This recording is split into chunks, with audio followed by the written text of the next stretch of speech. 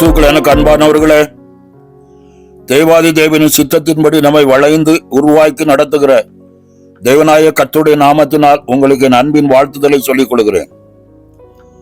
நம்மை வளைத்து உருவாக்கின பரம கொய்யவன், எதையும் நேர்த்தியாய் செய்கிற தேவன், எல்லா காரியத்தையும் நன்மையாய் செய்து முடிக்கிறவுடைய கரம் மண்ணை எடுத்து அதை தம்முடைய சாயலாய் உருவாக்கி அதில் ஜீவ சுவாசத்தை ஊதினார். மனுஷன் ஜீவாத்மாவானான் என்று சொல்லி ஆதியாகமத்தின் புஸ்தகம் 2 அதிகாரம் 7ஆம் வசனத்தில் பார்க்கிறோம். தேவனாகிய கர்த்தர் மனுஷனை பூமியின் மண்ணினாலே உருவாக்கி ஜீவ சுவாசத்தை அவன் நாசியிலே ஊதினான். மனுஷன் ஜீவாத்மாவானான். எனக்கு அன்பானவர்களே, நாம் ஆராதிக்கிற நம்முடைய தேவாதி தேவன் சகலத்தை நேர்த்தியாய் செய்து முடிக்கிறவர். தனது வாழ்வில் எல்லாவற்றையும் இழந்து போவாசின் பாதத்தில் தஞ்சமாய் அமர்ந்து வந்த ரூத்தை பார்த்து நகோமி சொல்கிறாள், என் மகளே, இந்த காரியம் என்னவாய் முடியும் என்று நீ அறிய மட்டும் பொறுத்திரு. அந்த மனுஷன் இன்றைக்கு இந்த காரியத்தை முடிக்கும் முன் இளைப்பாற மாட்டான் என்று சொல்லி திடப்படுத்துகிறாள்.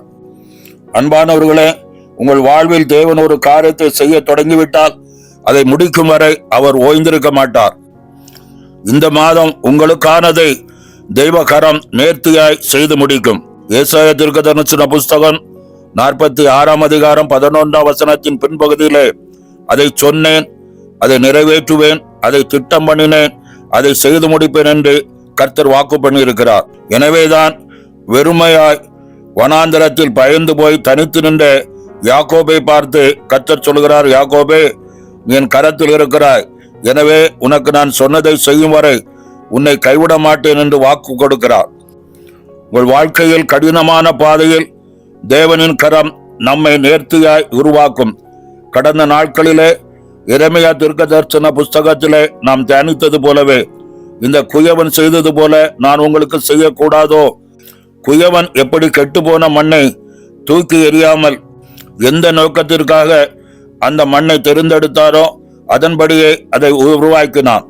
குயவனை இப்படி செய்யும் போது தேவ கரத்தில் இருக்கிற உங்களுக்கு அவர் நன்மையானதை செய்யாமல் இருப்பாரோ? அவர் கரத்தில் இருக்கும் நாம் பலமுறை வழி விலகி கெட்டு போனாலும் தேவாதி தேவன் நம் மீது கொண்ட வைராக்கியம் நம்மை நேர்த்தியாய் உருவாக்கி இஸ்ரவேலராக நம்மை மாற்ற வல்லமை உள்ளது.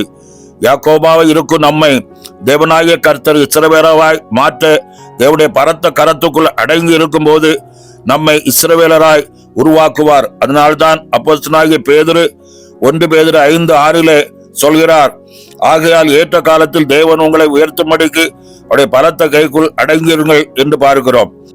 ஆதாம் ஏவாளை குறித்து பார்க்கும்போது ஏதேன் தோட்டத்தில் தேவனின் உறவில் இருந்து விலகி போனார்கள். மறுபடியும் அவர் கரத்தில் தங்களை அர்ப்பணிக்காமல் கர்த்தருடைய சந்நிதிக்கு விலகி தோட்டத்தின் விருட்சத்துக்குள்ளே ஒளிந்து கொண்டார்கள். நம்முடைய வாழ்விலும் அவருடைய வழியிலிருந்து தவறும் போது நம்மை உலகத்துக்குள்ளாய் ஒளித்து கொள்ளாமல் அவருடைய பலத்த கரத்துக்குள் தஞ்சம் புகுந்து கொள்ள வேண்டும். பேதுரு தன் நிருபத்திலே அவருடைய பலத்த கரத்துக்குள் அடங்கியிருக்க ஏன் நமக்கு எழுதி வைத்திருக்கிறார் என்று பார்க்கும்போது, யோவான் எழுதின நற்செய்தி நூல் 21ஆம் அதிகாரம் 3ஆம் வசனத்திலே, சீமோன் பேதுரு மற்றவர்களை நோக்கி மீன் பிடிக்க போகிறேன் என்றான். அப்பொழுது மற்ற சீசர்களும் அவருடன் புறப்பட்டு போனார்கள். இயேசு கிறிஸ்து அவர்களை பார்த்து சொன்னார், என் பின்னே வாருங்கள், உங்களை மனுஷரை பிடிக்கிறவர்களாக்குவேன் என்று சொல்லி இயேசு கிறிஸ்து அழைத்த போது தன்னை அர்ப்பணித்துக் கொண்ட பேதுருவை குறித்து பார்க்கிறோம். மறுதலித்த திரும்பி போன பேதுருவை தேடி வந்து அவனுக்கு தரிசனமான போது அவர் கர்த்தர் என்று அறிந்தவுடன் தான் வஸ்திரம் இல்லாதவனாய் இருக்கிறேன் என்று உணர்ந்தான். உணர்த்தப்பட்டவன் தேவனாகிய கர்த்தரை பார்த்து கடந்து போகாமல் அவருடன் போஜனம் பண்ண கர்த்தரின் அருகில் போய் அமர்ந்தான். அப்பொழுதுதான் இயேசு, யோனாவின் குமாரனாகிய சீமோனே, இவர்களிலும் அதிகமாய் நீ என்னிடத்தில் அன்பாய் இருக்கிறாயா என்று 3 முறை கேட்டார். பேதுரு இந்த வார்த்தை கேட்டு உள்ள உடைந்தவனாய், ஆண்டவரே, நீர் எல்லாவற்றையும் அறிந்திருக்கிறீர், நான் உம்மை நேசிக்கிறேன் என்பதை நீர் அறிவீர் என்று சொல்லி தேவனுடைய பலத்த கரத்தில் தன்னை ஒப்பு கொடுத்தான்.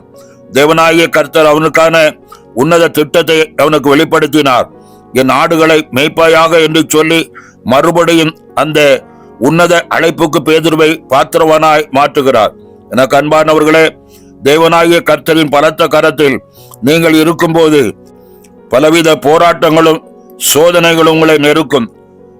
தேவ சமூகத்தை விட்டு விலகாமல் அவருடைய பலத்த கரத்துக்குள் போய் அடக்கலம் புகுந்து கொள்ளும் போது தேவகரம் உங்களை நேர்த்தியாய் உருவாக்கி உங்களுக்கான திட்டத்தை வெளிப்படுத்தி உங்களை மேன்மையாக மாற்றுவார்.